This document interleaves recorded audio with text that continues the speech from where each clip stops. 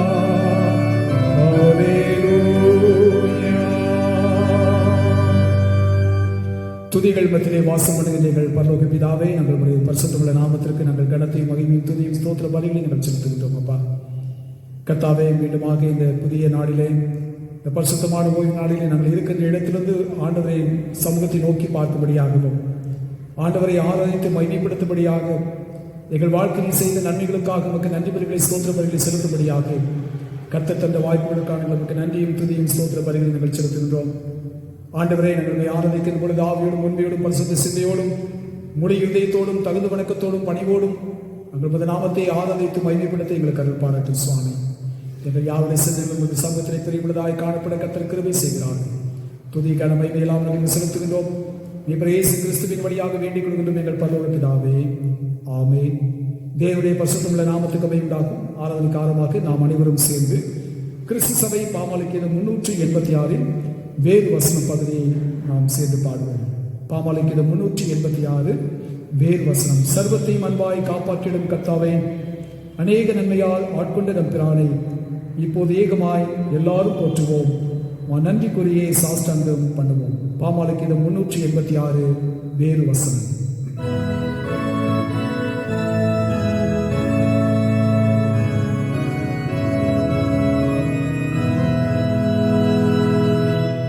Oh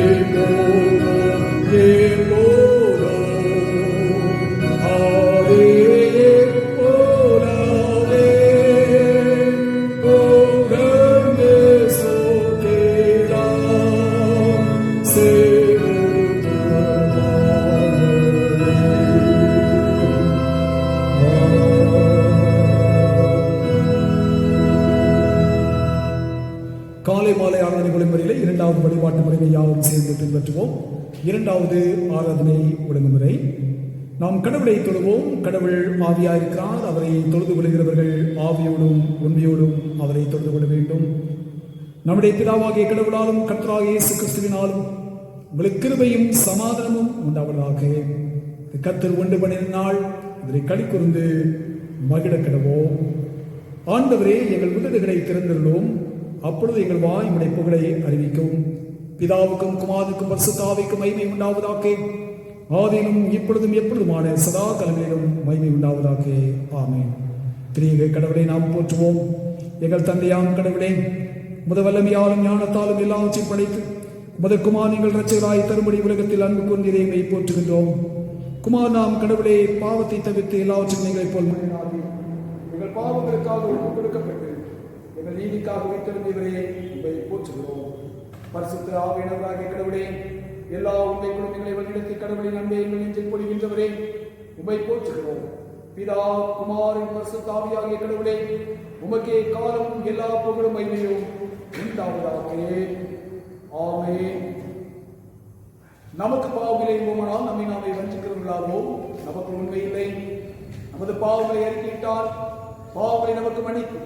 எவ்வித அநீதியும் நீங்களை சுத்திகரிப்பதற்கு அவர் நம்பத்தக்கவரும் நீதியும் உள்ளவர். நான் எழுந்து என் தாழ்விடத்தில் போய் தகப்பனையே பறத்து பொழுதுமா மது பார்வையில் பாவம் செய்தேன். இனி உடைய மகன் என்று சொல்லப்படுவதற்கு நான் பார்த்து நல்லது. உடைய கோழிக்கால் ஒருவனாக இதை வைத்துக் கொள்வோம் என்பேன். கடவுள் ராஜ்யம் சமீபத்திருக்கிறது. மனத்திருமை சுவிசேஷத்தில் நம்பிக்கை வையுங்கள். நமது பலவீனங்களுக்காக பரிதவிக்க முடியாத பிரதான ஆசர் நமக்கு ராமன் எல்லா இடத்திலும் நம்மை போல் சோதிக்கப்பட்டோம். பாவமில்லாத பிரதான ஆசிரியரே நமக்கு இருக்கிறார். நாம் முழங்கால் படியிட்டு மௌனமாக நம்மை நாமே சோதனை செய்வோம். சற்று நேரம் நாம் அமைதலாருந்து நம்முடைய பாவங்கள், பிழைகள், குற்றங்கள், குறைகள் எல்லாவற்றையும் மனத்தாழ்மையுடன் கூட நாம் அறிக்கை செய்வோம்.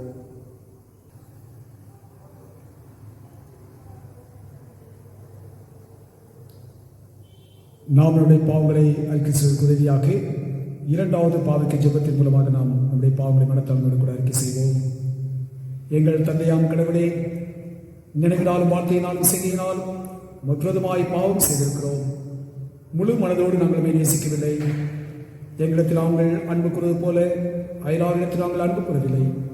எங்கள் மேல் இரக்கமாயிருக்குமை வேண்டிக் கொள்கிறோம். எங்கள் பாவங்களுக்கு நீக்கி எங்களை சுத்திகரியும். எங்கள் குற்றங்களை விட்டுவிட எங்களுக்கு உதவி புரியும். ஆண்டவரே இயேசு கிறிஸ்துவின் மூலமாய் வேண்டிக் கொள்கிறோம் பிதாவே. ஆமென். சர்வ வல்லமையும் இரக்கமுள்ள ஆண்டவர் மன்னிப்பின் பாவ நிவர்த்தி உங்களுக்கு கட்டளையிட்டு வாழ்க்கை சீர்படுத்துவதற்கான காலத்தையும் தமது பரிசுத்தாவின் கிருபையும் தேற்றுவதையும் தந்தல்வராக. ஆமென். ஆண்டவரை துதியுங்கள். ஆண்டவர் நாமம் துதிக்கப்படுவதாக. நம் அனைவரும் சேர்ந்து 100ஆம் சங்கீதத்தை சொல்லுவோம். சங்கீதம் 100. பூமியின் குடிகளே, எல்லாரும் கர்த்தரை கெம்பீரமாய் பாடுங்கள். மகிழ்ச்சியோடு கர்த்தருக்கு ஆராதனை செய்து ஆழ்ந்த சத்தத்தோடு இவர் சந்நிதி முன் வாருங்கள். கர்த்தரே தேவன் என்று அறியுங்கள். நாம் அல்ல, அவரே நம்மை உண்டாக்கினார். நாம் ஒரு ஜனங்களும் ஒரு மேய்ச்சல் நாடுகளுமாய் இருக்கிறோம். அவர் வாசல்கள் துதியோடும் அவர் பிரகாரங்கள் புகழ்ச்சியோடும் பிரவேசித்து அவரை துதித்து அவருடைய நாமத்தை ஸ்தோத்திரியுங்கள். கர்த்தர் நல்லவர். அவருடைய கிருபை என்றைக்கும் அவருடைய உண்மை தலைமுறை தலைமுறைக்கும் உள்ளது.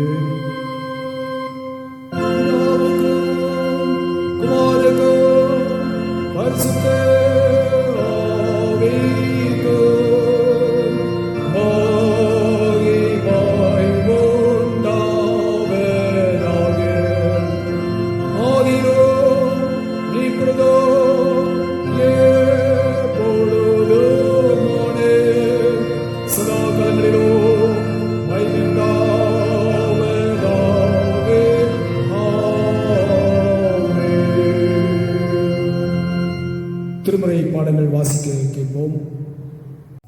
வாசிக்க தெரிந்து கொள்ளப்பட்ட முதலாம் வேத பாடம் யோசுவாவின் புஸ்தகம் 1ஆம் அதிகாரம் 1 முதல் 9 வரை.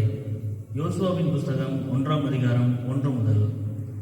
கர்த்தருடைய தாசனாகிய மோசே மரித்த பின்பு கர்த்தர் மோசேயின் ஊழியக்காரனான நூனின் குமாரன் யோசுவாவை நோக்கி, என் தாசனாகிய மோசே மரித்து போனான். இப்பொழுது நீயும் இந்த ஜனங்கள் எல்லாரும் எழுந்து இந்த யோர்தானை கடந்து இஸ்ரவேல் புத்திரருக்கு நான் கொடுக்கும் தேசத்துக்கு போங்கள். நான் மோசேக்கு சொன்னபடி உங்கள் காலடி மிதிக்கும் எவ்விடத்தையும் உங்களுக்கு கொடுத்தேன். வனாந்திரமும் இந்த லீபனோனும் தொடங்கி ஐபிராத்து நதியான பெரிய நதி மட்டுமுள்ள எத்தியாரின் தேசம் அனைத்தும் சூரியன் அஸ்தமிக்கிற திசையான பெரிய சமுத்திரம் வரைக்கும் உங்கள் எல்லையாயிருக்கும். நீ உயிரோடு இருக்கும் நாளெல்லாம் ஒருவனும் உனக்கு முன்பாக எதிர்த்து நிற்பதில்லை. நான் மோசையோடு இருந்தது போல உன்னோடும் இருப்பேன். நான் உன்னை விட்டு விலகுவதும் இல்லை, உன்னை கைவிடுவதும் இல்லை. பலன் கொண்டு திடமானதாயிரு. இந்த ஜனத்தின் பிதாக்களுக்கு நான் கொடுப்பேன் என்று ஆணையிட்ட தேசத்தை நீ இவர்களுக்கு பங்கிடுவாய். என் தாசனாகிய மோசே உனக்கு கற்பித்த நியாயப்பிரமாணத்தின்படி எல்லாம் செய்ய கவனமாயிருக்க மாத்திரம் மிகவும் பலன் கொண்டு திடமானதாயிரு. நீ போகும் இடமெல்லாம் புத்திமானாய் நடந்து கொள்ளும்படிக்கு அதை விட்டு வலது இடதுபுறம் விலகாதிருப்பாயாக. இந்த நியாயப்பிரமாண புஸ்தகம் உன் வாய் விட்டு பிரியாதிருப்பதாக. இதில் எழுதியிருக்கிறபடியெல்லாம் நீ செய்ய கவனமாயிருக்கும்படி இரவும் பகலும் அதை தியானித்துக் கொண்டிருப்பாயாக. அப்பொழுது நீ உன் வழியை வாய்க்க பண்ணுவாய். அப்பொழுது புத்திமானாயும் நடந்து கொள்வாய். நான் உனக்கு கட்டளையிடவில்லையா? பலன் கொண்டு திடமானதாயிரு, திகையாதே, கலங்காதே.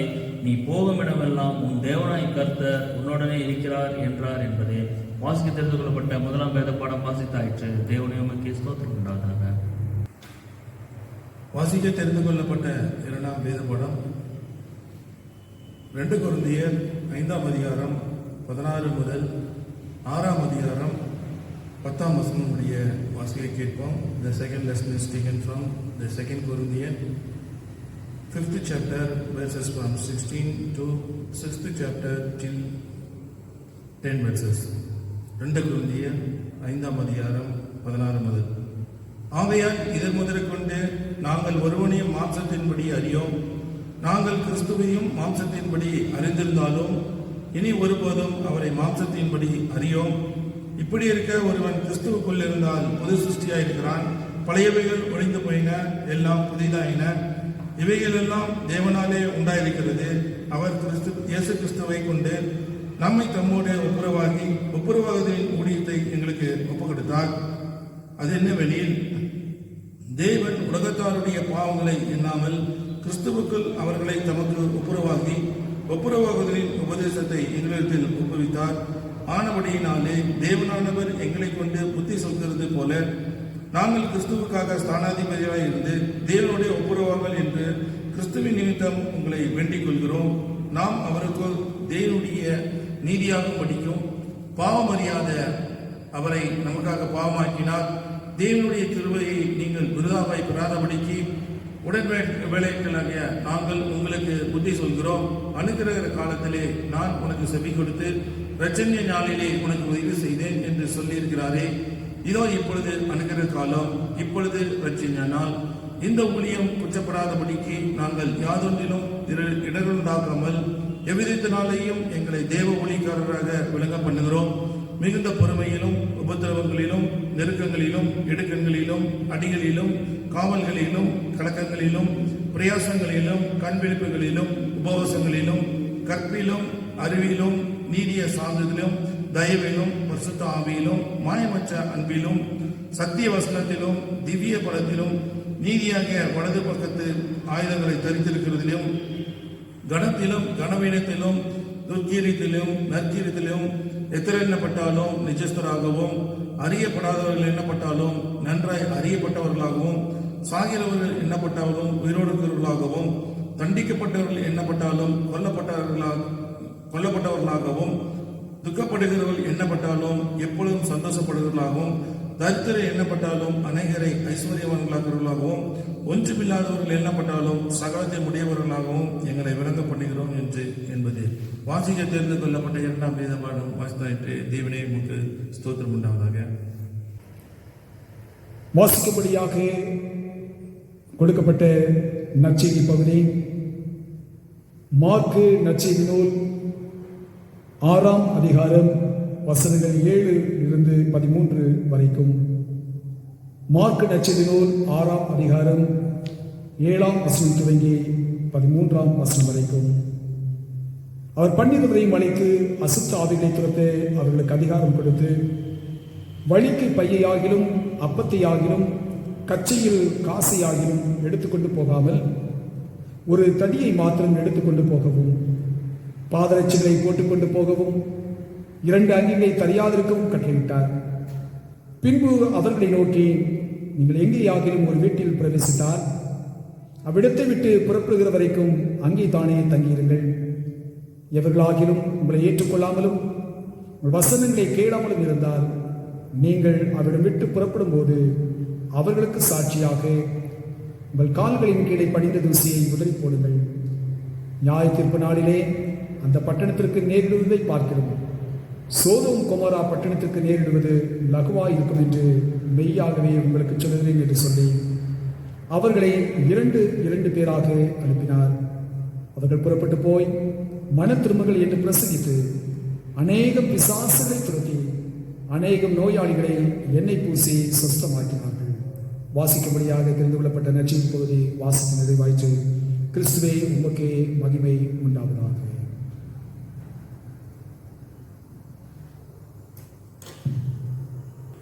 ஜெபம் செய்வோம். ஓம் வசனம் தியானிக்கையோ இதயமது ஆறுதலே காரிருளில் நடக்கையிலே தீபமாக வழி நடத்தோ காரிருளில் நடக்கையிலே தீபமாக வழி நடத்தோ.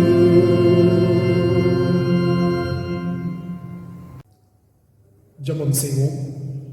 எங்களை அளவு கடந்து நேசித்து எங்களை பராமரித்து வழிநடத்தி வருகின்ற எங்கள் பரலோக பிதாவே, இந்த அருமையான அமைதியின் வேலைக்கான நமக்கு நன்றி செலுத்துகிறோம். கர்த்தாவே, எங்களுடைய பரிசுத்தமான பாதத்தண்டிலே நாங்கள் அமர்ந்து நம்முடைய வார்த்தைகளை நாங்கள் தியானிக்கின்ற பொழுது சத்திய ஆவியத்தாமே எங்களோடு கூட இடைப்பட வேண்டும் என்று நாங்கள் மன்றாடுகிறோம் சுவாமி.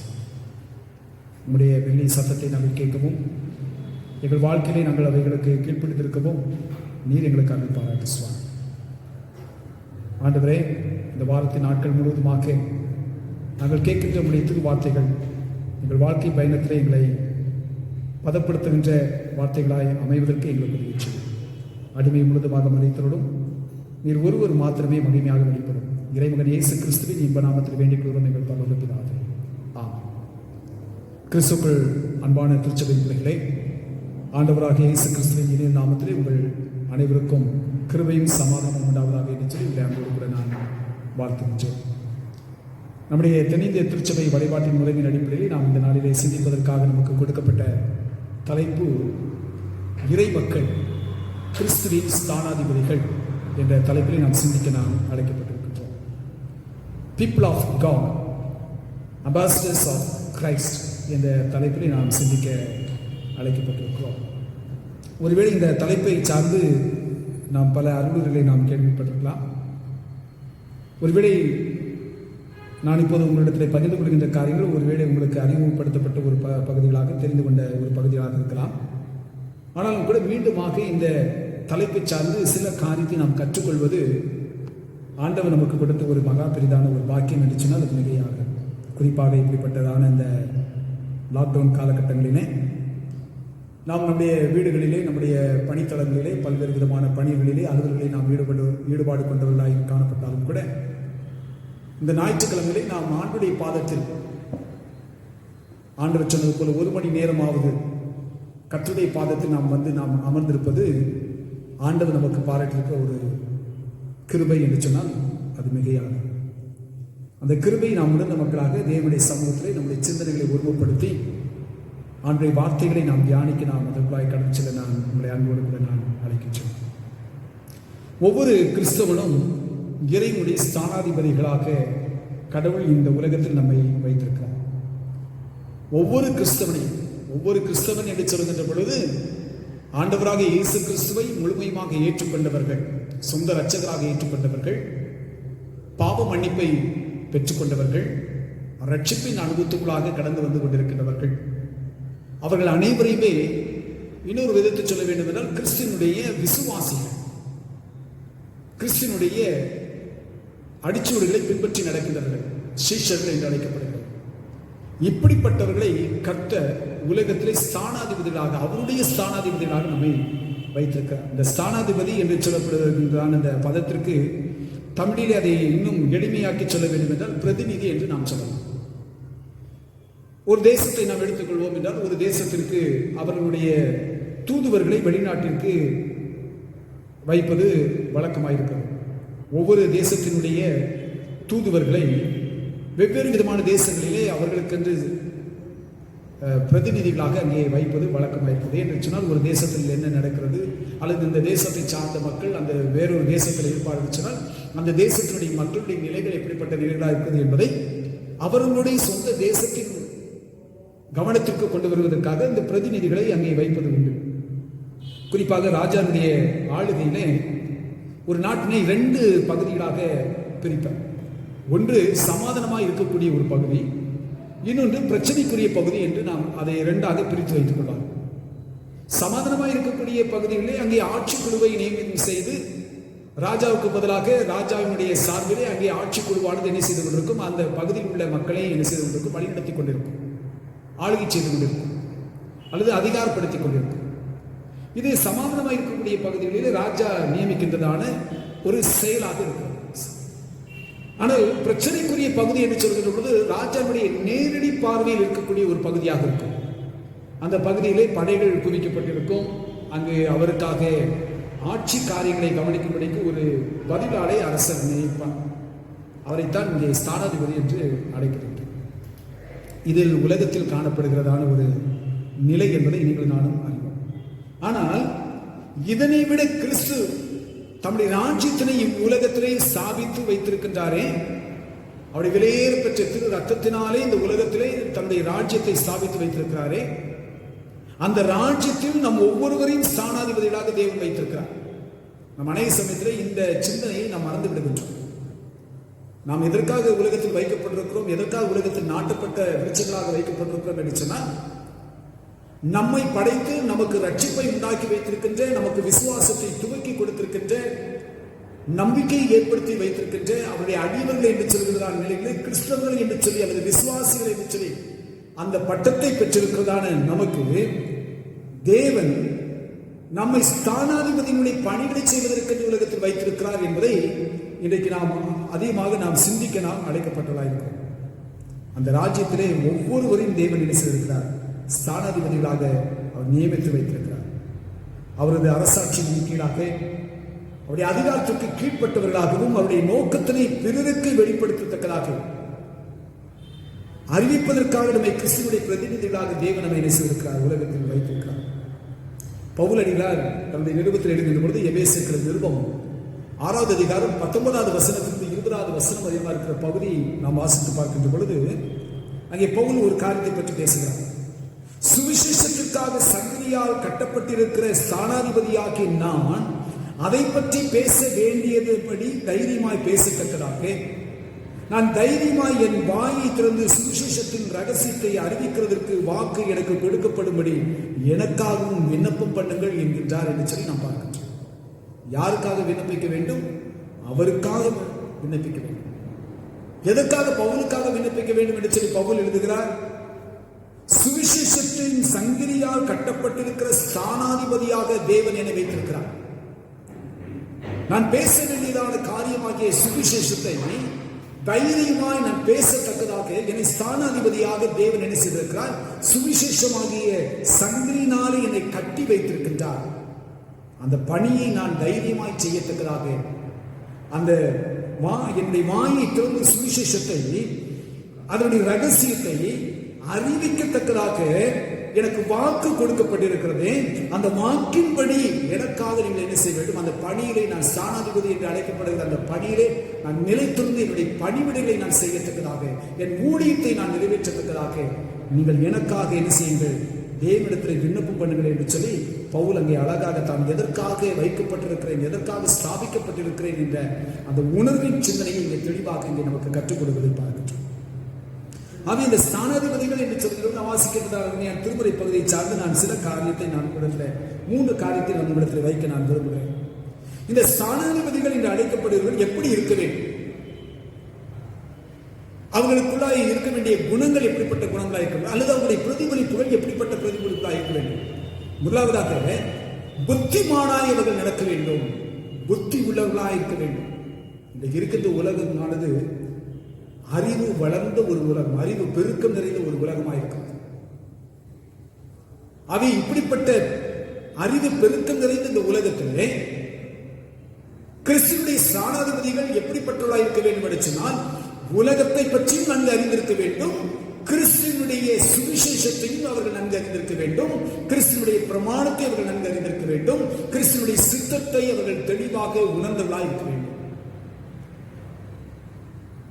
அவை அவர்கள் புத்திமானாக நடந்து கொள்ள வேண்டும் என்று சொல்லி திருமுறை நமக்கு தெளிவாய் கற்றுக் கொடுக்கிற ஒரு பாடமாக இருக்கு. ஸ்தானாதிபதி இந்த பணி செய்வதற்கு புத்தி மிகவும் அவசியமாயிருக்கிறது. ஏனெனில் தன்னை ஸ்தானாதிபதியாக அனுப்பி வைத்த எஜமானுடைய சித்தத்தை அவர்கள் என்ன செய்ய வேண்டும், அறிந்து அதை உணர்ந்து அதை நிறைவேற்றுவதிலே சாதனையுள்ள ஞானமுள்ளவனாக இருக்க வேண்டும். ஞானமுள்ளவனாக எல்லா காரியத்திலும் ஞானமுள்ளவனாக அவர் செய்யப்பட வேண்டும். வாசிக்க அருமையான முதல் திருமுறை பகுதியிலே தேவன் இஸ்ரவேல் ஜனங்களை வழிநடத்திச் செல்வதற்காக, எகிப்திலிருந்து அவர்களை வழிநடத்திச் செல்வதற்காக மோசேயை ஆண்டவர் அழைக்கின்றார்.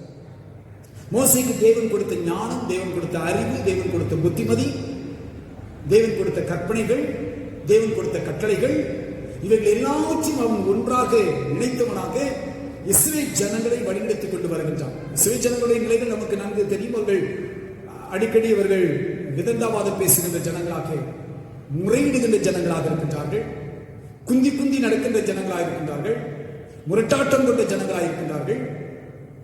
அவை இப்படிப்பட்டதான இந்த ஜனங்களை வழிநடத்த வேண்டும் என்று சொன்னால் அவனுக்கு சாதனையும் உள்ள ஞானம் அவனுக்கு தேவைப்படுகிறது. அதனால இந்த சாதனையும் உள்ள ஞானத்தை இறைவன் மோசேக்கு கொடுக்கின்றார். அந்த மோசே அந்த சாதனையும் உள்ள ஞானத்தை பெற்றவராக தான் இஸ்ரவேல் ஜனங்களை வழிநடத்திக் கொண்டு வருகின்றார். இப்பொழுது மோசேயுடைய காலம் முடிந்து விடுகிறது.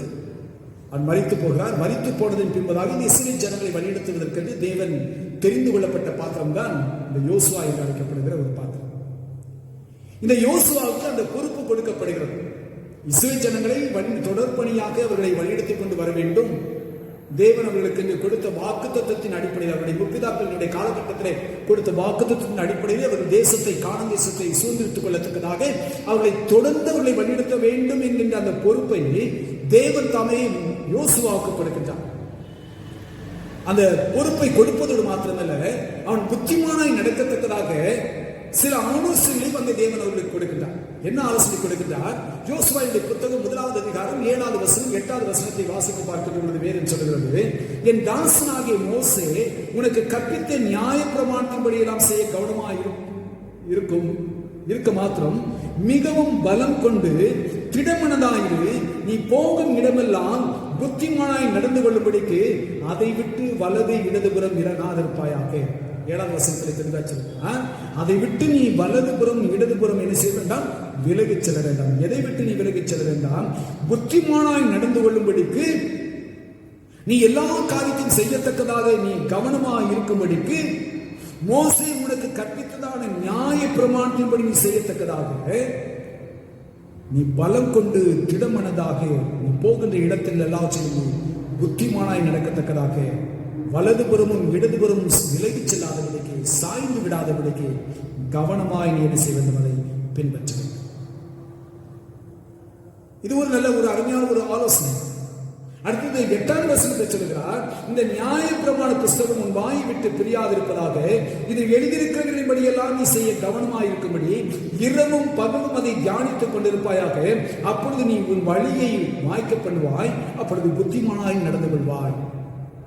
முதல்ல சொல்றாரு, இந்த 7வது வசனத்தை சொல்கிறார், வலதுபுறமும் இடதுபுறமும் சாய்ந்து விடாதபடிக்கு விலகிச் செல்லாதபடிக்கு மோசே உனக்கு கற்பித்த நியாய பிரமாணத்தை நீ கைக்கொள்வதிலே கவனமாய் இருக்க வேண்டும். மிகவும் உறுதிப்பட்டவனாய் இருக்க வேண்டும், திடமனது கொண்டவனாய் இருக்க வேண்டும். நீ போகிற இடங்கள் எங்கெங்கெல்லாம் நீ போகின்றாயோ அந்த இடங்கள் எல்லாத்தையும் மோசே உனக்கு கற்றுக் கொடுத்ததான நான் கொடுத்த அந்த பிரமாணத்தை விட்டு நீ விலகாதபடிக்கு புத்திமானாய் நீ நடந்து கொள்ள வேண்டும். அந்த புத்தியை நீ எப்படி பெற்றுக்கொள்ள முடியும் என்பதற்கு தான் 8வது வசனத்தில் சொல்கின்றார், இந்த நியாயப்பிரமாண புஸ்தகம் உன் வாயை விட்டு பிரியாதிருப்பதாக. நீ எப்போது எங்கு பேசினாலும் சரி, எதை குறித்து நீ உணர்த்தி காட்டினாலும் சரி, தேவன் உனக்கென்று கொடுத்திருக்கிற மோசே மூலமாக எங்களுக்கு கற்றுக் கொடுத்திருக்கிறதால அவருடைய பிரமாணம் இருக்கிறதே நியாய பிரமாண புஸ்தகம், அது உன் வாயை விட்டு என்ன செய்ய வேண்டாம், விலக்கி போட வேண்டாம். அதை விட்டு நீ பிரியாது இருக்க வேண்டும். அது எப்பொழுதும் உன் வாயோடு கூட இருக்க வேண்டும். அதை குறித்து நீ எப்பொழுதும் பேசிக் கொள்கிறவனாய் இருக்க வேண்டும். மற்றவர்களை பேசுகின்ற பொழுது இந்த நியாய பிரமாணமானது எப்படி நீ உன்னை பேச வேண்டும் என்பதை உனக்கு கற்றுக் கொடுக்கக்கூடியதாக இருக்கிறது. ஆகினாலே அதை ஒருபோது நீ மறந்து விடாதபடிக்கு அந்த நியாய பிரமாணத்தை உன் வாயை விட்டு என்ன செய்ய வேண்டாம், அகற்றி விட வேண்டாம். அடுத்து சொல்கிற, நீ எழுதியிருக்கிறபடியெல்லாம் நீ செய்ய கவனமாக இருக்க வேண்டும். நீ பேசுவதற்கு மாத்திரமல்ல. இன்றைக்கு அனைவருடைய வாழ்வில் பார்த்தீங்கன்னா நம்ம நிறைய பேசுறோம், வேத வசனங்களை பற்றி பேசுகிறோம் மற்றவர்களிடத்தில். ஆனால் நாம் பேசுகின்ற அளவிற்கு நம்முடைய வாழ்வுடைய செயல்பாடுகள் இருக்கிறதா, வேத வசனத்தை சார்ந்ததாக இருக்கிறதா, வேத வசனத்துக்கு உட்பட்டதாக இருக்கிறதா என்றெல்லாம் நாம் அநேக சமயத்தில் அதை பற்றி நாம் யோசிப்பதில்லை, அதில் கவனம் செலுத்துவதில்லை. பேசுகிறதை எவ்வளவு வேண்டுமானாலும் பேசிவிடுகின்றோம். ஆனால் நாம் பேசுவதற்கு நம்முடைய வாழ்வினுடைய செயல்பாட்டிற்கும் எவ்விதமான தொடர்பும் இல்லாத நிலையில் அநேக சமயத்தில் நாம் வாழ்ந்து கொண்டிருக்கின்றோம். ஆனால் அதைத்தான் இங்கே யோசுவாக்கு தெளிவாய் சொல்கிறார், உன் வாயை விட்டு அது பிரியாதிருக்க வேண்டும். இதில் எழுதியிருக்கிறவைகளை எல்லாவற்றின்படியும் நீ செய்வதற்கு நீ என்ன செய்ய வேண்டும், கவனமாக இருக்க வேண்டும், ஞானம் உள்ளவனாக இருக்க வேண்டும். அதை பின்பற்றுவதிலே நீ புத்திமானாக நீ நடக்க வேண்டும். நீ அப்படி கவனமாக இருக்க வேண்டும் என்று சொன்னால் இரவும் பகலும் அதை தியானித்துக் கொண்டிருப்பாயாக்கே. இரவும் பகலும் நீ தியானித்துக் கொண்டிருக்க வேண்டும், இடைவிடாதபடிக்கு நீ தியானித்துக் கொண்டிருக்க வேண்டும். அதைத்தான் நம் சங்கீத புத்தகத்திலே முதல் சங்கீதத்திலே 2வது வசனத்திலே நாம் பார்க்கின்றோம். கர்த்தருடைய வேதத்தில் பிரியமாயிருந்து இரவும் பகலும் அதை தியானிக்கிற மனுஷன் பாக்கியவான் என்று சொல்லி சங்கீதக்காரன் சொல்கிறார். அவருடைய வசனத்தின் பேரிலே, அவருடைய வேதத்தின் பேரிலே, அவர் கொடுத்திருக்கிற பிரமாண கட்டளைகளின் பேரிலே பிரியமாக இருந்து, வாஞ்சையோடு கூட இருந்து, ஆவலோடு கூட இருந்து, ஆசையாயிருந்து இரவும் பகலும் தியானிக்கிறனாய் காணப்பட வேண்டும். அதை குறித்து யோசித்துக் கொண்டிருக்கிறனாய் இருக்க வேண்டும். உடைய சிந்தனைகள் எல்லாம் அதிலே நிலைநாட்டப்பட வேண்டும். உடைய சிந்தனைகள் எல்லாம் அதிலே கவனமுள்ளதாய் காணப்பட வேண்டும், கவனமுள்ள ஒரு சிந்தனையாய் காணப்பட வேண்டும். அதை தான் இங்கே அழகாக சொல்கிறார், இரவும் பகலும் அதை தியானித்துக் கொண்டிருப்பாயாக. அப்பொழுது நீ உன் வழியை வாய்க்க பண்ணுவாய், அப்பொழுது புத்திமானாயும் நடந்து கொள்வாய். உன் வழி உனக்கு வாய்க்க பண்ணும். நீ வழியை விட்டு விலகி செல்லாதபடிக்கு உனக்கு நான் காட்டுகிற நேர்மையான அந்த நீதியின் பாதையிலே, சமாதானத்தின் பாதையிலே நடக்க வேண்டும் என்று சொன்னார். வலதுபுறமும் இடதுபுறம் நீ பாராதபடிக்கு அந்த வழியை நீ நோக்கி நீ பயணிக்க வேண்டும் என்று சொன்னால் நான் சொன்ன காரியம் ஆலோசனை எல்லாவற்றையும் என்ன செய்ய வேண்டும், கவனமாய் பின்பற்ற வேண்டும். உன் வாயை விட்டு அதை பிரியக்கூடாது. எழுதியிருக்கிறதின் பிரகாரமாக நீ செய்வதற்கு கவனமாய் இருக்க வேண்டும். அந்த உணர்வை உனக்கு கொடுக்கத்தக்கதாக இரவு பகல் என்று சொல்லி நீ பாராதபடிக்கு எப்பொழுதும் அதிலே கரிசனை உள்ளவனாக, அதை குறித்து சிந்திக்கின்றவனாக, அதை தியானிக்கின்றவனாக, அந்த தியானத்தின் மூலமாக எந்த கிரியைகளை நடப்பிக்க வேண்டும் என்று சொல்லி கர்த்தர் உன்னுடைய இருதயத்திலே உணர்வை கொடுக்கின்றாரோ, தூண்டுதலை கொடுக்கின்றாரோ, அவர்களை செய்வதற்கு நீ எப்பொழுதும் என்ன செய்து கொண்டிருப்பாய், கவனமாய் புத்திமானாய் நீ நடந்து கொண்டிருப்பாய். இதுதான் ஒரு ஸ்தானாதிபதிக்கு தேவையான ஒரு ஆலோசனை. நியாயப்பிரமாணத்தை காத்துக்கொள்ள வேண்டும். வலதுபுறமும் இடதுபுறம் சாயாதபடிக்கு இருக்க வேண்டும். உன் வாயை விட்டு அந்த வார்த்தைகள் பிரியாது இருக்க வேண்டும். எப்பொழுதும் அதை பற்றி நீ பேசிக் கொண்டிருக்க வேண்டும். ஜனத்தாரிடத்திலே, உன் குடும்பத்தாரிடத்திலே நீ அதை பற்றி பேச வேண்டும். உன் உறவுகள் இடத்திலே நீ அதை பற்றி பேச வேண்டும். இரவும் பகலும் அதை இடைவிடாதபடிக்கு அதை குறித்து நினைவில் கொண்டவராக நீ தியானித்துக் கொண்டிருக்க வேண்டும். நீதிமொழியின் புத்தகம் 4வது அதிகாரம் 5வது வசனம், 6வது வசனம், 7வது வசனத்தை நாம் வாசித்து பார்க்கும் பொழுது வேதம் விதமாய் சாலமோன் ஞானி விதமாய் சொல்கிறார், ஞானத்தை சம்பாதியை, புத்தியின் சம்பாதியை, என் வாயின் வார்த்தைகளை விட்டு விலகாமல் இரு. என் வாயின் வார்த்தைகளை நீ மறவாதபடிக்கு, அதை விட்டு விலகாதபடிக்கு என்ன செய்யும் இருக்க வேண்டும். எதெல்லாம் சம்பாதிக்கணும்னா, உலகத்தில் நம்ம சம்பாதிப்பதற்கு எத்தனையோ நம்ம மனக்கோட்டைகளை கட்டுறோம். அதை செய்யணும், அதை சம்பாதிக்கணும், இதை சம்பாதிக்கணும், அந்த சொத்தை வாங்கணும், இந்த சொத்தை வாங்கணும், அந்த வாகனத்தை வாங்கணும், இந்த வாகனத்தை வாங்கணும், அந்த பொருளை வாங்கணும், அந்த உடைமையை வாங்கணும். இதெல்லாம் சம்பாதிப்பதற்கு இன்றைக்கு மனிதன் பல நிலையில் தன்னுடைய அறிவை பயன்படுத்திக் கொண்டிருக்கிறான். ஆனால் இங்க வேதம் என்ன சொல்லுகிறது? இவைகள் எல்லாவற்றையும் நீ சம்பாதிப்பதை விட ஞானத்தையும் புத்தியும் நீ என்ன செய்ய வேண்டும்? சம்பாதிக்க வேண்டும். அதை விட்டு விடாதே. அது உன்னை என்ன செய்யும்? தற்காக்கும். அது மேல் பிரியமாயிரு. அது உன்னை காத்துக்கொள்ளும். எது உன்னை காத்துக்கொள்ளும்? தேவன் கொடுத்திருக்கிறதான ஞானமும் புத்தியும் அறிவும். அதை விட்டு விடாதபடிக்கு நீ அதை கைக்கொள்வாய் என்று சொன்னால், அவருடைய கற்பனைகளின் பிரகாரமாக அதை உன்னுடைய வாழ்விலே அந்த ஞானத்தை, ஆண்டவர் கொடுத்திருக்கிற ஞானத்தையும் அறிவையும் அவர் கொடுத்திருக்கிற பிரமாணத்தின் அடிப்படையிலே அதை பயன்படுத்துவாய் என்று சொன்னால், அது உன்னை தற்காக்கும். அது உன்னை காத்துக்கொள்ளும். அது மேல் நீ பிரியமாக இருப்பாய் என்று சொன்னால், அதை உன்னை சுற்றிலுமாக வேலெடுத்து உன்னை செய்து கொள்ளும், காத்துக்கொள்ளும். ஞானமே முக்கியம். ஞானத்தை சம்பாதி. எண்ணத்தை சம்பாதித்தாலும் புத்தியை சம்பாதித்துக் கொள்ள என்று சொல்லி சாலமோன் ஞானி என்று தெளிவாக சொல்கிறார். நீ எவைகளை வேண்டுமானாலும் சம்பாதித்துக் கொள்ளலாம். ஆனால் அவைகளை விட நீ சம்பாதிக்க வேண்டியது எது என்று சொன்னால் ஞானம், புத்திமதி, அறிவை நீ என்ன செய்ய வேண்டும்? தேட வேண்டும்.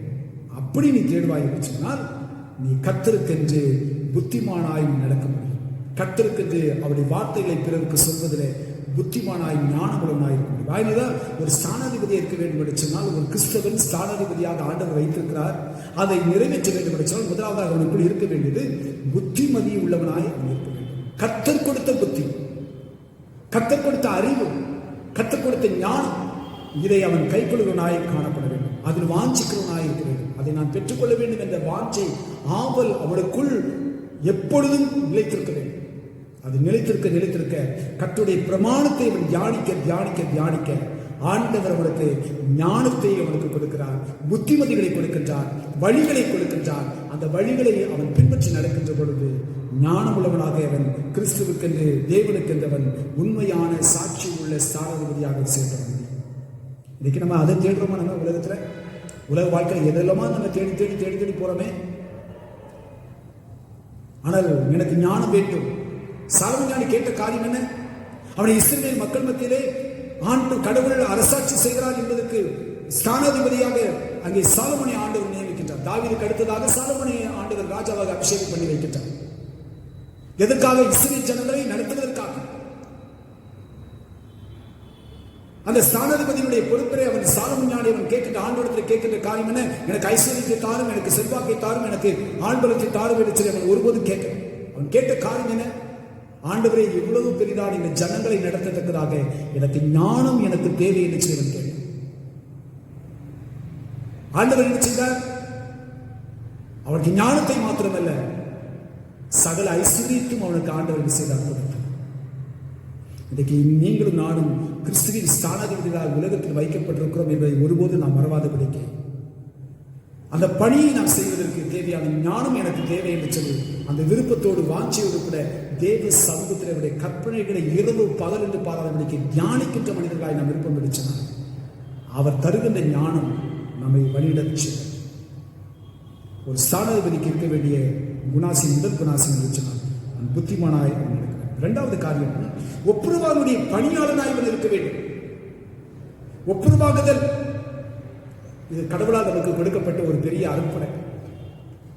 மனிதன் என்றைக்கு பாவம் செய்து வீழ்ச்சி அடைந்து போனானோ, தேவ சமூகத்தை விட்டு அவனை விலகிச் சென்றானோ, தன்னை மறைத்துக் கொண்டானோ, அந்த மனிதனை அப்படியே விட்டுவிடாதபடிக்கு, மனுக்குலத்தை விட்டுவிடாதபடிக்கு அந்த மனுக்குலமானது மீண்டும் தெய்வீக சாயலை பெற்றுக்கொள்ள வேண்டும், தெய்வ பரிசுத்தத்தை பெற்றுக்கொள்ள வேண்டும், தெய்வ நீதியை பெற்றுக்கொள்ள வேண்டும், தெய்வ சுத்திகரிப்பை பெற்றுக்கொள்ள வேண்டும் என்பதற்காகத்தானே தேவன் ஒரு திட்டத்தை வகுக்கின்றார். என்ன திட்டம்? மனிதனோடு கூட நம்மை ஒப்புரவாக்கிக் கொள்ள வேண்டும். அந்த ஒப்புரவுடைய பணியிலேயே தன்னுடைய திருக்குமாரன் என்று பாராதபடிக்கு அந்த ஒப்புரவுடைய பணியை என்ன செய்கிறார்? அதை செய்து முடிக்கின்றார். ரோமர் கிட்ட நிருபம் 5வது அதிகாரம் 10வது வசனத்தை நாம் வாசிப்போம் என்றால், ரோமர் 5வது அதிகாரம் 10வது வசனத்திலே நாம் இதுமாய் பார்க்கின்றோம். நாம் தேவனுக்கு சத்துக்களாய் இருக்கையில் அவருடைய குமாரனின் மரணத்தினாலே அவருடனே ஒப்புரவாக்கப்பட்டோமானால், ஒப்புரவாக்கப்பட்ட பின் நாம் அவருடைய ஜீவனாலே ரட்சிக்கப்படுவது அதிக நிச்சயமாமே. அவருடைய ஜீவனாலே ரட்சிக்கப்படுவது அதிக நிச்சயமாமே. அதுக்கு முன்னாடி சொல்கிறார், என்ன சொல்கிறார் பாருங்க, தேவனுக்கு சத்துக்களாய் நாம் இருக்கையில் அவருடைய குமாரனின் மரணத்தினாலே அவருடனே ஒப்புரவாக்கப்பட்டோமானால், அப்ப அந்த ஒப்புரவாக்குடைய பணியை செய்வது யார் நினைச்சினால் தேவன் நமக்கு அந்த ஒப்புரவாக்கின் பணியை தன்னுடைய குமாரனின் மூலமாக, அவருடைய மரணத்தின் மூலமாக நமக்கு என்ன செய்திருக்கிறார்? ஏற்படுத்தி கொடுத்திருக்கிறார். அந்த தொடர் பணியை உலகத்தில் செய்வதற்காக தான் உங்களையும் என்னையும் கிறிஸ்துவ பிள்ளைகளாக ஸ்தானாதிபதிகளாக தேவன் உலகத்தில் என்ன செய்திருக்கிறார், வைத்திருக்கிறார். அப்போஸ்தலர் பரிசுத்த பவுல் 2 கொரிந்தியர் நிருபம் 5வது அதிகாரம் 18வது வசனத்திலிருந்து 20வது வசனம் வரையுமா இருக்கிற பகுதியை நாம் வாசித்து பார்க்கின்ற பொழுது பவுல் அதிகாரத்தை தெளிவாய் சொல்கிறார். 2 கொரிந்தியர் 5வது அதிகாரம் 18வது வசனம் 20வது வசனம் 18லிருந்து 20வது வசனம் வரையுமா நான் வாசிக்கிறேன். 2 கொரிந்தியர் 5:18 20. இவையெல்லாம் தேவனாலே உண்டாயிருக்கிறது. அவர் இயேசு கிறிஸ்துவை கொண்டு நம்மை தம்மோட ஒப்புரவாக்கி ஒப்புரவாக்கின் ஊழியத்தை எங்களுக்கு ஒப்புக் கொடுத்தார். பவுல் சொல்லுகிறார், அவர்தான் ஒப்புரவாக்கினுடைய பணியை துவக்கினார். அந்த ஊழியத்தை தொடர் ஊழியமாய் செய்வதற்கென்று கிறிஸ்து எங்களுக்கு அதை ஒப்புக் கொடுத்தார். இந்த வசனத்திலே 18வது வசனத்திலே அங்கே சொல்லப்படுகிறது, கடைசியாக ஒப்புரவாக்கினுடைய ஊழியத்தை எங்களுக்கு கொடுத்தார். அது என்னவெனில், தேவன் உலகத்தாருடைய பாவங்களை எண்ணாமல் கிறிஸ்துவுக்குள் அவர்களை தமக்கு ஒப்புரவாக்கினுடைய உபதேசத்தை எங்களிடத்தில் ஒப்புவித்தார். ஆனபடினாலே தேவனானவர் எங்களை கொண்டு புத்தி சொல்கிறது போல நாங்கள் கிறிஸ்துவுக்காய் ஸ்தானாதிபதிகளாய் இருந்து தேவனுடைய ஒப்புரவாக்குகள் என்று கிறிஸ்துவினிடத்தில் உங்களை வேண்டிக் கொள்கிறோம். இங்கே பவுல் தெளிவாக 2 காரியத்தை பற்றி சொல்கிறார். ஒப்புரவாக்குடைய ஊழியத்தை எங்களுக்கு ஒப்பு கொடுத்தார். அந்த ஊழியம் எப்படிப்பட்ட ஊழியம்? உபதேசிக்கிற ஊழியம். எதை குறித்து உபதேசம் பண்ணுகிற ஊழியம்? ஒப்புரவாக்குடைய ஊழியத்தை, ஒப்புரவாக்குடைய அந்த செயல்பாட்டை பற்றியான உபதேசத்தை கிறிஸ்து எங்களுக்கு கொடுத்திருக்கிறார்.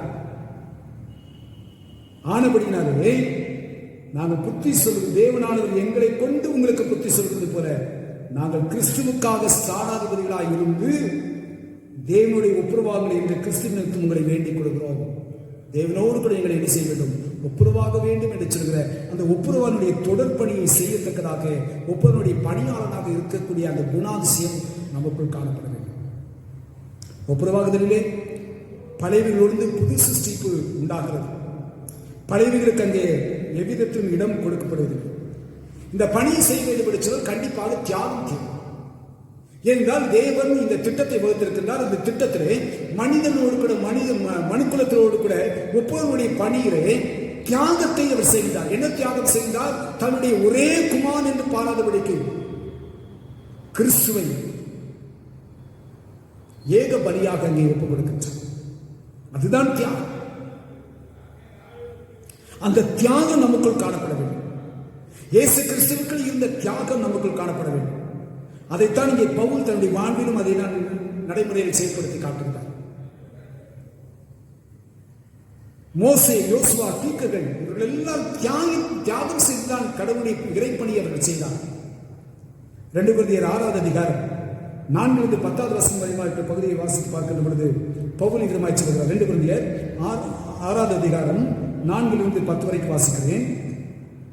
மிகுந்த பொறுமையிலும் உபத்திரவங்களிலும் நெருக்கங்களிலும் இடுக்கண்களிலும் அடிகளிலும் காவல்களிலும் கலகங்களிலும் பிரயாசங்களிலும் கண்பிடிப்புகளிலும் உபவாசங்களிலும் கற்பிலும் அறிவிலும் நீடிய சாந்தத்திலும் தயவிலும் பரிசுத்தாவிலும் மாயமற்ற அன்பிலும் சத்திய வசனத்திலும் திவ்ய பலத்திலும் நீதியாகிய வலது இடது பக்கத்து ஆயுதங்களை தரித்திருக்கிறதிலும் கனத்திலும் கனவீனத்திலும் துர்க்கீர்த்தியிலும் நற்கீர்த்தியிலும் எத்தனை எண்ணப்பட்டாலும் நிஜஸ்தராகவும் அறியப்படாதவர்கள் எண்ணப்பட்டாலும் நன்றாய் அறியப்பட்டவர்களாகவும் சாகிறவர்கள் எண்ணப்பட்டாலும் உயிரோடு இருக்கிறவர்களாகவும் தண்டிக்கப்படுகிறவர்கள் எண்ணப்பட்டாலும் கொல்லப்படாதவர்களாகவும் துக்கப்படுகிறவர்கள் எண்ணப்பட்டாலும் எப்பொழுதும் சந்தோஷப்படுவர்களாகவும் தரித்திரர் எண்ணப்பட்டாலும் அநேகரை ஐஸ்வர்யங்கள் ஆக்குறவர்களாகவும் ஒன்றும் இல்லாதவர்கள் எண்ணப்பட்டாலும் சகலத்தின் விளைவுகளாகவும் எங்களை விளங்க பண்ணுகிறோம். எங்களை நாங்கள் விளங்க பண்ணுகிறோம். எப்படி நாங்கள் விளங்க பண்ணுகிறோம்? நிறைய அங்கே ஒரு பெரிய பட்டியலே போட்டு காட்டுறோம். இவைகள் எல்லாவற்றிலும் நாங்கள் நாங்கள் என்ன செய்திருக்கிறோம்? தியாகமாக நாங்கள் கிறிஸ்துவனுடைய ஸ்தானாதிபதிகளாக ஒப்புரவாக்குடைய பணிகளை நாங்கள் செய்யத்தக்கதாக எங்களை நாங்கள் அர்ப்பணியம் செய்திருக்கின்றோம். அதே போல்தான் 2 கொரிந்தியர் 5வது அதிகாரம் 17வது வசனம் 18வது வசனம் 19வது வசனத்தின் வாசித்து பார்க்கின்ற பொழுது 20 வரைக்கும் வாசித்து பார்க்க தெளிவாக சொல்கிறார். 5வது 17, 18, 19. அதே நிலைமையில் தேவன் உலகத்தினுடைய பாவங்களை எண்ணாமல் கிறிஸ்துவுக்குள் அவர்களை தமக்கு ஒப்புரவாக்கி ஒப்புரவருடைய உபதேசத்தை எங்களுக்கு ஒப்புவித்தார். ஆனபடினாலே தேவனானவர் எங்களை கொண்டு புத்தி சொல்வது போல நாங்கள் கிறிஸ்துவுக்காய் ஸ்தானாதிபதிகளாய் இருந்து தேவனுடைய ஒப்புரவாங்களை என்று கிறிஸ்துவிற்கு உங்களை வேண்டிக் கொள்கிறோம். அந்த ஒப்புரவருடைய பணியை எங்களுக்கு தேவன் கொடுத்திருக்கிறார். அந்த ஒப்புரவர்களை நாங்கள் பேசத்தக்கதாக அந்த பணியை எங்களுக்கு தொடர்படியாக இறைவன் இயேசு கிறிஸ்து எங்களுக்கு கொடுத்திருக்கிறார். அதை நாங்கள் செய்வதற்கு எங்களை நாங்கள் என்ன செய்திருக்கிறோம்? தியாகமாக நாங்கள் கொடுத்திருக்கிறோம். கிறிஸ்துவுக்குள் அன்பான தேவனுடைய பிள்ளைகள், கிறிஸ்துவ விசுவாசத்திலிருந்து நாம் அழைக்கப்படுகின்றோம். நாம் ஸ்தானாதிபதிகளாக தேவன் நம்மை நியமித்திருக்கிறார். எதற்கு என்று சொன்னால் ஒப்புரவாகனுடைய பணியை செய்வதற்காக, ஒப்புரவாகனுடைய காரியத்தை குறித்து பிறரிடத்தில் நாம் சாட்சியாய் அறிவிப்பதற்காக, அவரிடத்தில் பேசுவதற்கென்று தேவன் நம்மை நியமனம் செய்திருக்கிறார். இந்த பணியை செய்வதற்கு கிறிஸ்துவை போல நம்மை தியாகம் செய்ய நாம் அழைக்கப்பட்டதாக இருக்கிறோம். நாம் தியாகம் செய்வதற்கு நாம் ஆயத்தமுள்ளதாக இருக்கிறோமா? கிறிஸ்து நமக்காக தியாகம் செய்வது, அவருடைய தியாகத்தை மனதில் கொண்டவர்களாக நானும் கிறிஸ்துவுக்காக நான் தியாகம் செய்வது, நானும் கிறிஸ்துவுக்காக எதையாயும் நான் செய்ய வேண்டும் என்ற அந்த சிந்தனை நமக்குள் வருகிறதா? 3வது காரியத்தை பார்ப்போம் என்று சொன்னால் மனம் திரும்புதலில் சத்தியத்தை உரைக்கிறவர்களாக இருக்க வேண்டும். மனம் திரும்புதலின் சத்தியத்தை உரைக்கிறவர்களாக இருக்க வேண்டும். யோவான் ஸ்நானகன் ஆண்டவருக்கு பாதையை செவிப்படுத்துவதற்காக வந்தார். அவருடைய பிரசங்கம் எப்படிப்பட்ட பிரசங்கம்? ஜனங்களை பார்த்து என்ன செஞ்சாரு? மனம் திரும்புகள், தேவனுடைய ராஜ்யம் சமீபமாக இருக்கிறது. அவை இந்த சுவிசேஷத்தை அறிவிப்பதற்கென்று தேவன் உங்களையும் என்னையும் உலகத்திலே ஸ்தானாதிபதிகளாய் வைத்திருக்கிறார். அப்ப மனம் திரும்புடைய சுவிசேஷத்தை என் வாழ்க்கையில் நான் பெற்றுக்கொண்டால் மாத்திரம் போதாது, அதை நான் அனுபவித்துக் கொண்டிருந்தால் மாத்திரம் போதாது, மற்றவர்களும் அதை அனுபவிக்கத்தக்கதாக மனிதனுடைய சுவிசேஷத்தை நான் பிறருக்கு நான் என்ன செய்ய வேண்டும்? அறிவிக்க வேண்டும்.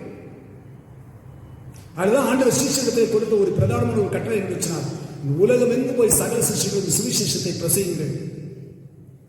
உலகத்தார் அனைவருக்கும் நீங்கள் சுவிசேஷத்தை பிரசங்கிக்க வேண்டும். பிரசங்கித்தவர்களை சீஷர்களாய் உருவாக்க வேண்டும். எந்த சுவிசேஷம்? மனம் திரும்புதலுக்கு ஏற்ற சுவிசேஷத்தை நீங்கள் அவர்களுக்கு கொடுக்க வேண்டும். அவர்கள் கிறிஸ்துவின் அண்டை வர வேண்டும், ரட்சிப்புக்குள்ளவர்கள் வர வேண்டும். அந்த ரட்சிப்பினுடைய சுவிசேஷத்தை அவர்களுக்கு நீங்கள் கொடுக்கத்தக்கதாக நீங்கள் உங்களை ஸ்தானாதிபதிகளாக தேவன் உங்களை நியமித்து வைத்திருக்கிறார். மார்க்கினுடைய புத்தகம் 6வது அதிகாரம் 7ஆம் வசனத்துக்கு 13வது வசனம் வரையுமா இருக்கிற பகுதியை நாம் வாசித்து பார்க்க அங்கே ஆண்டவர் தெளிவாக சொல்கிறார். மார்க்கு 6வது அதிகாரம் 7-13 சொல்கிறது, அவர் 12 அழைத்து அசுத்த ஆவிகளை துரத்த அவர்களுக்கு அதிகாரம் கொடுத்து வழிக்கு பையையாகிலும் அப்பத்தையாகிலும் கட்சியில் காசையாகிலும் எடுத்துக்கொண்டு போகாமல் ஒரு தடியை மாத்திரம் எடுத்துக்கொண்டு போகவும் பாதரட்சிகளை போட்டுக்கொண்டு போகவும் 2 அங்கிகளை தரியாதிருக்கவும் கட்டளையிட்டார். பின்பு அவர்களை நோக்கி, நீங்கள் எங்கேயாகவும் ஒரு வீட்டில் பிரவேசித்தால் அவ்விடத்தை விட்டு புறப்படுகிற வரைக்கும் அங்கே தானே தங்கியிருங்கள். எவர்களுக்காயிலும் உங்களை ஏற்றுக்கொள்ளாமலும் உங்கள் வசனங்களை கேளாமலும் இருந்தால் நீங்கள் அவ்விடம் விட்டு புறப்படும் போது அவர்களுக்கு சாட்சியாக உங்கள் கால்களின் கீழே படிந்த தூசியை உதறி போடுங்கள்.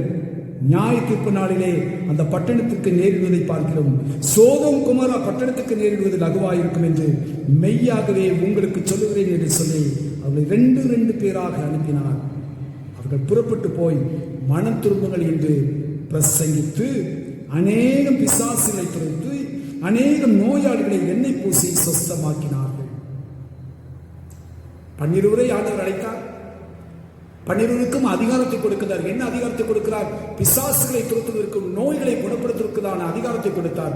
அது மாத்திரமல்ல, மனம் திரும்புங்கள், தேவனுடைய ராஜ்யம் சமீபத்தில் இருக்கிறதா, இல்லை நீங்கள் போய் மனம் திரும்புங்கள் என்கிறதான அந்த சுவிசேஷத்தை சொல்லத்தக்கதான அதிகாரத்தையும் தேவன் அவர்களுக்கு கொடுக்கிறார். இன்னைக்கு அந்த வைராக்கியம் நமக்கு வேண்டும். கிறிஸ்து உங்களையும் என்னையும் உலகத்தில் ஸ்தானாதிபதிகளை வைத்திருப்பதை நோக்கம் இருந்துச்சுனால் மனம் திரும்புதலுடைய சுவிசேஷத்தை பிறருக்கு நாம் சொல்வதற்காக தேவன் நம்மை வைத்திருக்கிறார். இன்னைக்கு நம்ம சொல்றோமா? அவனுடைய சத்தியத்தை குறித்து நாம் மற்றவர்களுக்கு நாம் சொல்லுகின்றோமா? மனம் திரும்புதலை குறித்து மற்றவர்களுக்கு நாம் பிரசங்கிக்கின்றவர்களாக இருக்கின்றோமா? சொல்லுகிறவர்களாக இருக்கின்றோமா? அப்படினால் ஒரு ஸ்தானாதிபதிக்கு இருக்க வேண்டிய குணங்கள் 3 குணங்களை நாம் பார்த்தோம். 1, புத்திமானாய் நடக்க வேண்டும். வலதுபுறம் இடதுபுறம் சாயாதபடிக்கு தன் வாயை விட்டு விலக்கி வைக்காதபடிக்கு தேவன் கொடுத்த கட்டளைகளை இரவும் பகலும் தியானித்து அதை கைக்கொள்வனாய் இருக்க வேண்டும். அதை கைக்குள்ள அவனுக்கு புத்தியும் ஞானமும் அவனுக்குள் வரும். அந்த ஞானவானாக புத்திமானாக அவன் என்ன செய்ய வேண்டும்? நடக்க வேண்டும். இரண்டாவது காரியத்தை பார்த்தோம். ஒப்புரவாடிய பணியை செய்வதற்காக இயேசு கிறிஸ்துவை போல தியாகம் செய்து அந்த பணியை செய்வதற்கு நாம் ஸ்தானாதிபதிகளாய் நியமிக்கப்பட்டிருக்கிறோம்.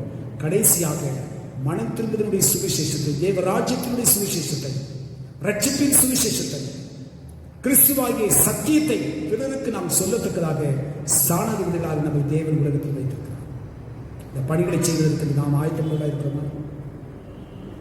இதைத்தான் தேவன் இந்த உலக வாழ்விலை நம்மிடத்தில் எதிர்பார்க்கிறதுக்காக நம்முடைய பொண்ணையோ பொருளையோ பட்டத்தையோ அந்தஸ்தையோ ஆண்டவர் ஒருபோதும் நம்மிடத்தில் எதிர்பார்க்கிறது. விலை இன்னைக்கு இருக்கும், நாளைக்கு போயிடும். ஆனால் ஆண்டவருக்கு என்று நாம் ஸ்தானாதிபதிகளாய் வைக்கப்பட்டிருக்கிறோமே, அந்த ஸ்தானாதிபதியினுடைய அந்த ஸ்தானத்தில் இருந்து மனத்தினுடைய சுவிசேஷத்தை பிறருக்கு கொடுப்பதிலும் ஒப்புரவாளருடைய பணியை செய்வதிலும் நம்மை தியாகமாய் கொடுப்பதில் தான் மேன்மையும் கனமும் நமக்கு இருக்கிறது. அதுதான் தேவனை நாம் கனப்படுத்துகிற பொழுது, அதுதான் தேவனை மகிமைப்படுத்துகிற பொழுது, அவரை நாம் கனப்படுத்துகின்ற பொழுது, அவருக்கு மகிமை செலுத்துகின்ற பொழுது அவர் நம்மை கனப்படுத்துவார். அதற்கென்று தான் நம்மை கனப்படுத்துவதற்கென்று தான் தேவன் நம்மை ஸ்தானாதிபதிகளை உலகத்தில் வைத்திருக்கிறார். இந்த சிந்தனைகளை நாம் மனதில் கொண்டவர்களாக வரக்கூடிய காலகட்டங்களிலே ஆண்டவருக்கு நம்மை தியாகமாக நாம் அர்ப்பணம் செய்வோம். அவர் காட்டுகின்றதான ஞானமுள்ள பாதையை நாம் பின்பற்றி நடப்போம். நடக்கின்ற பொழுது அநேக தேவ ராஜ்யத்தை சோதித்துக் கொள்வார்கள். அப்படிப்பட்ட இறைப்பணியை நம்ம இணைத்துக் கொள்வோம், செயல்படுவோம். தேவன் தாமே நமக்கு கிருபை பாராட்டுகிறார்கள். தலைகளை தாக்கி நாம் ஜெபம் செய்வோம்.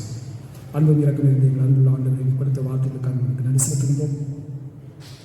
இந்த வார்த்தைகளின் பிரகாரமாக கர்த்தாவே நாங்கள் ஒப்புரவாக பணி செய்வதற்கென்றும் மனத்தினுடைய சுவிசேஷத்தை நாங்கள் அறிவிப்பதற்கென்றும் நீர் கொடுத்த பிரமாணத்தை ஆண்டவரை இரவு பகல் என்று பாராதபடிக்கு நாங்கள் தியானித்துக் கொண்டவர்களாக வலதுபுறம் இடதுபுறம் சாயாதபடிக்கு கர்த்தாவே ஆண்டவரே உடைய பிரமாணத்திற்கு நாங்கள் இசை உள்ளவர்களாக இருந்து கர்த்தாவே நாங்கள் ஞானத்தை நாங்கள் பெற்றுக்கொள்ள, புத்தியை நாங்கள் பெற்றுக்கொண்டு நாங்கள் உலகத்திலே ஸ்தானாதிபதிகளுடைய பணிகளை செய்ய தியாகமாக எங்களை நாங்கள் அர்ப்பணம் செய்கிறோம். எங்களை ஏற்றுக்கொண்டவர்களும் எங்களை உங்களுடைய சித்தத்தின் பிரகாரமாக உடைய அன்பின் பாதையை வழிநடத்தி செல்லும் இறைமகன் இயேசு கிறிஸ்துவின் இன்ப நாமத்தில் வேண்டிக் கொள்வோம். நீங்கள் பகிர்கிறார்கள்.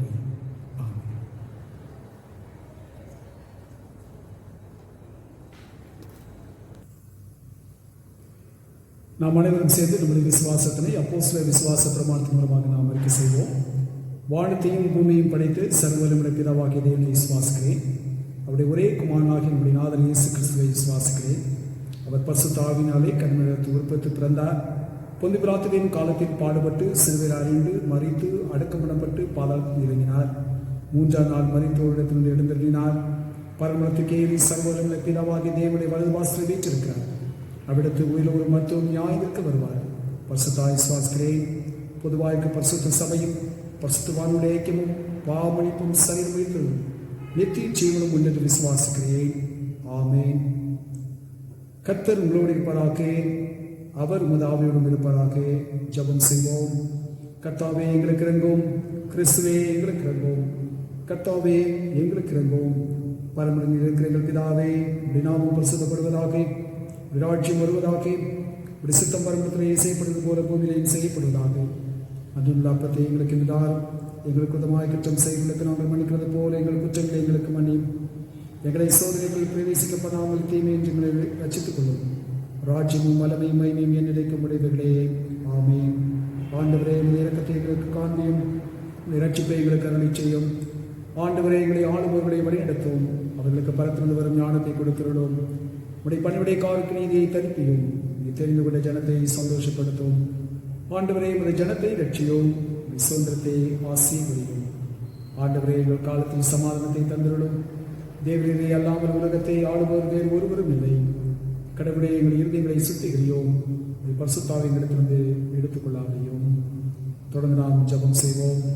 எங்களை நேசிக்கிறதான எங்கள் அன்பு நிறைந்த ஆண்டவரே, கிருபையாய் கொடுத்த இந்த மனமகிழ்ச்சியும் பரிசுத்தமான ஓய்வினாலுக்கான நமக்கு நன்றியும் துதியும் ஸ்தோத்திர பலிகளை எங்கள் செலுத்துகிறோம்.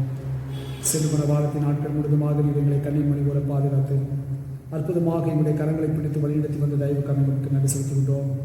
அவனமாக கர்த்தாவே, இந்த வாரத்தின் நாட்கள் முழுதுமாக நீர் எங்களோடு கூட தங்கி தாபத்திலிருந்து எங்களை பரிசுத்தமாய் பாதுகாத்து எங்களுடைய கரங்களை பிடித்து நடத்தும்படியாக எங்களுடைய சமத்துவத்துடன் நாங்கள் ஜெபிக்கின்றோம். கர்த்தாவே, நாங்கள் செய்தி கேட்டவனமாய் கர்த்தாவே, உலகத்திலே எங்களை ஸ்தானாதிபதிகளாய் வைத்திருக்கின்றேன்.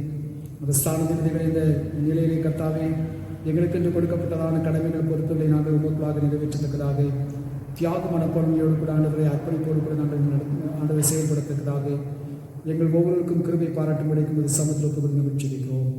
கர்த்தாவை இப்போதும் இருக்கின்றதான இந்த கால சூழ்நிலை நீர் அறிந்திருக்கிறேன். ஆலைகள் ஆண்டவரை மூடப்பட்டதான இந்த காலகட்டங்களிலே காணொலி மூலமாவது ஆண்டவரை நாங்கள் உண்மை தேடுவதற்கும் உண்மை ஆராதிப்பதற்கும் கற்றுக் கொடுத்த வாய்ப்புகளுக்கான நமக்கு நன்றி செலுத்துவோம் ஐயா. விரைவாக கர்த்தாவே இந்த சூழ்நிலைகள் எல்லாம் மாற்றம் பெறவும் ஆலைகள் திறக்கப்பட்டு கர்த்தாவே நாங்கள் குடும்பமாக சன்னிதானத்தில் வந்து உமக்கு நன்றி பலிகளை ஸ்தோத்திர பலிகளை நாங்கள் செலுத்துவோம். உண்மை ஆராதிக்கவும் உண்மை துதிக்கவும் உண்மை கனப்படுத்தவும் மேன்மைப்படுத்தவும் ஆண்டவர்களை ஒத்தாசிக்கும்படிக்கும் சமத்துவத்தை வச்சிருக்கிறோம். கர்த்தா விசேஷமாக இந்த தொற்று நோயினாலே பாதிக்கப்பட்டிருக்கிற எல்லா பிள்ளைகளுக்கான ஜெபிக்கிறோம் ஐயா. ஒவ்வொரு நாளும் ஆண்டவரே இறப்பினுடைய விகிதங்கள் ஆண்டவரே அதிகமாய் போய் கொண்டிருப்பதை நடந்திருக்கிறேன். கர்த்தர் தாமே தயவுள்ளவராய் உண்மை இறக்கம் பாராட்டி சுவாமி ஆண்டவரே இறப்புகள் ஏற்படாதபடிக்கு தகப்பனே மீதாமே உடைய தேசத்தின் ஜனங்கள் ஒவ்வொருவரும் பாதுகாத்துக் கொள்ளும்படிக்கு நாங்கள் கெஞ்சுகின்றோம். நோய் தொற்றினாலே ஆண்டவரே மருத்துவமனைகளிலே ஆண்டவரை சிகிச்சை பெற்று வருகிறதான நம்முடைய பிள்ளைகளின் ஆண்டவருடைய கருத்தில் நாங்கள் ஒப்புக் கொடுத்து நாங்கள் ஜெபிக்கிறோம். அவர்களுக்கு தேவையான ஆண்டவரே சுகத்தையும் பலத்தையும் ஜீவனையும் ஆண்டவர் தாமே கிருபையாய் கட்டளையிடும்படியாக நாங்கள் கெஞ்சுகிறோம். அவர்களுக்கு இந்த மருத்துவ சிகிச்சை அளித்து வருகிறதான மருத்துவர்களுக்காக செய்வதற்காக மருத்துவ பணி செய்வதான அனைத்து மக்களுக்காகவும் சுகாதார பணியாளர்களுக்காகவும் தலைவர்களுக்காக அதிகாரிகளுக்காக பொறுப்புள்ளவர்களுக்காக எல்லாருக்கும் நாங்கள் ஜெபிக்கிறோம். ஒவ்வொரு நீர் கண்ணோக்கி பாரும் சுவாமி.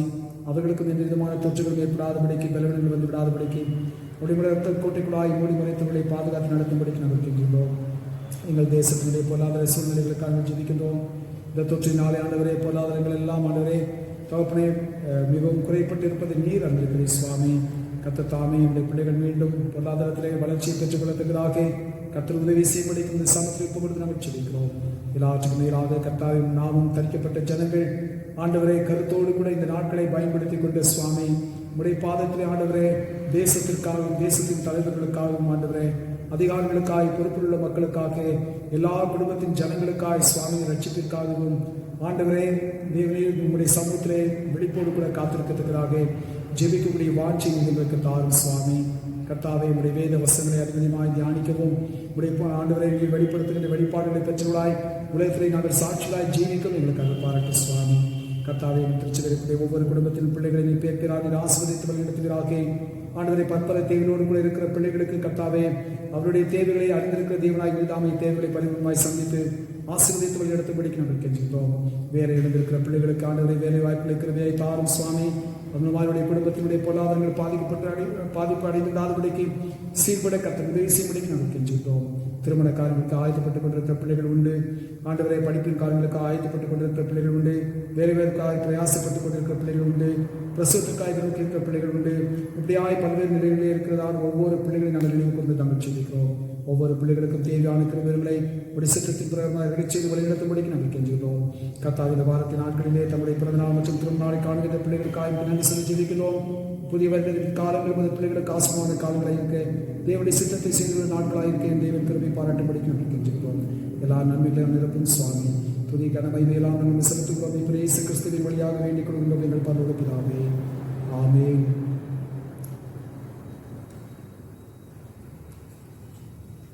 இத்தருணத்தை ஒருமுடப்பட்டுமை நோக்கி எங்கள் பொதுவான விண்ணப்பங்களை செய்ய எங்களுக்கு கிருபை சர்வந்த கடவுளை 2 பேராது நாமத்தினாலே கூடி வரும்பொழுது அவர்கள் கேட்கும் அறிவிச்சினேன் என்று வாக்கு வைக்கிறேன்.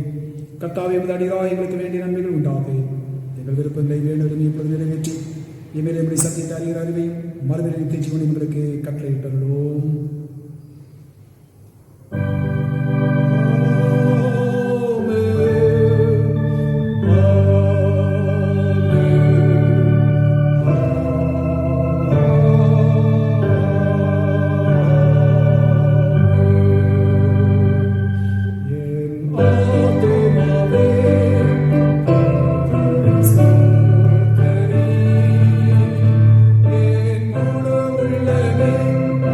Amen.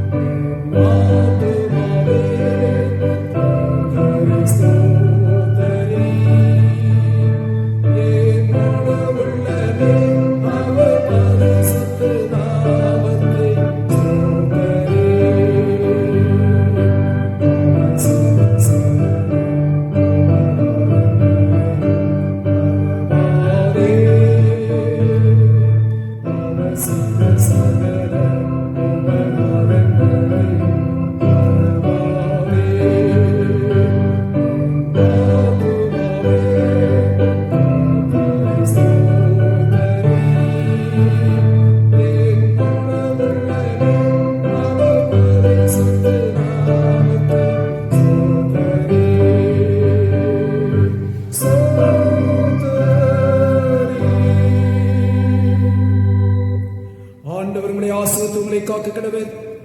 ஆண்டவர் தம்முடைய முகத்தை உங்கள் மேல் பிரகாசிக்க பண்ணி உங்கள் மேல் கிருபையாயிருக்க கடவர். ஆண்டவர் தம்முடைய முகத்தை உங்கள் மேல் பிரசன்னமாக்கி எப்பொழுதும் உங்களுக்கு சமாதானம் கட்டளையிட கடவர்.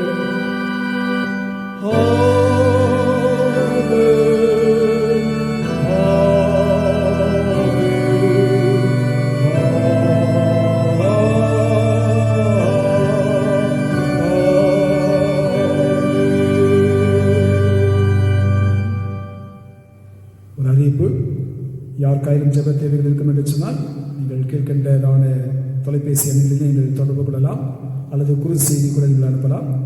உங்களுடைய ஜெப தேவை குறிப்புகளை நீங்கள் எங்களுக்கு அனுப்பி சொன்னால் உங்களுக்காக கர்த்தரால் ஜெபிக்க நாங்கள் ஆயத்தமுள்ளதாக இருக்கிறோம். God bless you.